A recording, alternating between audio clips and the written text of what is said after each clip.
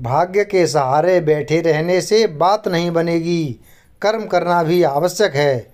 खाना खाने के बाद रात को गोलू अपनी माँ के साथ छत पर टहल रहा था।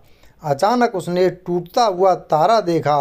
वह शीघ्रता से बोला, देखो माँ, टूटता तारा।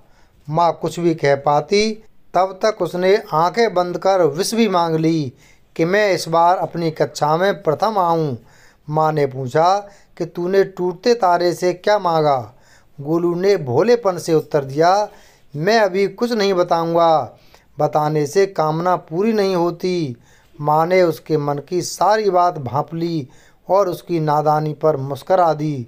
गोलू उस दिन के बाद उत्साह से भर गया कि अब तो उसे कक्षा में प्रथम आने से कोई रोक नहीं सकता, क्योंकि उसने दादी से सुन रखा था कि टूटता तारा ऊपर वाले का दूत होता है। वह दूसरों के मन की इच्छाओं को पूरा करने ही आता है, पर वह सबको नहीं दिखता।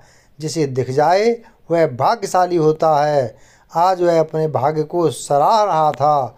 न जाने कब से बाट जो रहा था, पर आज उसने वह टूटता तारा अपनी आंखों से देखा था। पढ़ाई में कमज़ोर होने के कारण उसकी कक्षा के बच्चे हमेशा उसका मजाक उड़ाते रहते थे और अध्यापक रोज़ ही दंड देते थे। उससे वह बहुत आहत रहता था। विद्यालय जाने में रोज़ आनाकानी करता था। गोलू सुबह उठकर स्वयं तैयार हो गया और विद्यालय जाकर कक्षा में सबसे आगे की सीट पर अकड़ कर बैठ गया। बच्चों ने उसकी खिल्ली उड़ाते हुए कहा, लगता है आज सारी पढ़ाई गोलू ही कर डालेगा।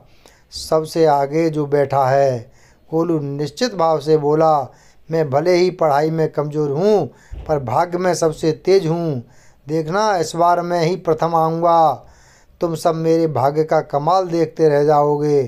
पहली बार के उसके तीखे जवाब से बच्चे चिढ़ गए।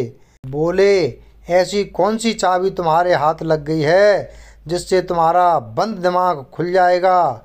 ज़्यादा उड़ मत तू, हमेशा की तरह तृतीय श्रेणी ही पाएगा।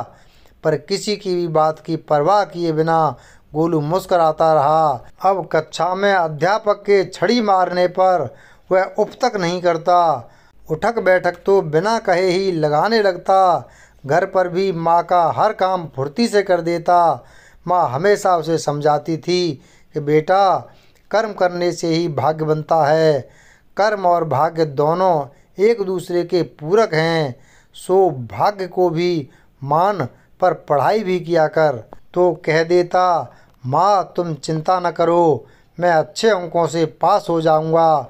वह दिन भर खूब खेलता और रात को मज़े से सो जाता। उसके इस अजीबोगरीब व्यवहार से सभी अचंभित थे।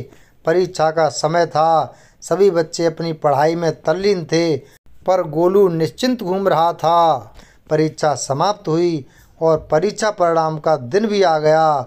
सारे बच्चे चिंतित थे कि पता नहीं क्या होगा, पर गोलू एकदम मस्त चाल में आ रहा था। कक्षा अध्यापक ने सभी का परीक्षा फल पढ़कर सुनाया। सारे बच्चे पास थे, पर गोलू फेल हो गया था। वह दुखी था। कुछ समझ नहीं पा रहा था कि क्या टूटे तारे से विष मांगने से पूरी होने वाली बात झूठी थी या वह तारा। अब उसकी छोटी सी बुद्धि को यह बात समझ में आ गई कि केवल भाग्य के सहारे बैठे रहने से बात नहीं बनेगी, कर्म करना भी आवश्यक है। उसने माँ की बात गांठ बांध ली और तन्मयता से अगले साल की पढ़ाई में लग गया। अब वह भाग्य से अधिक कर्म पर विश्वास करने लगा था। कड़ी मेहनत और लगन से उसे जीवन के प्रत्येक क्षेत्र में सफलता मिली।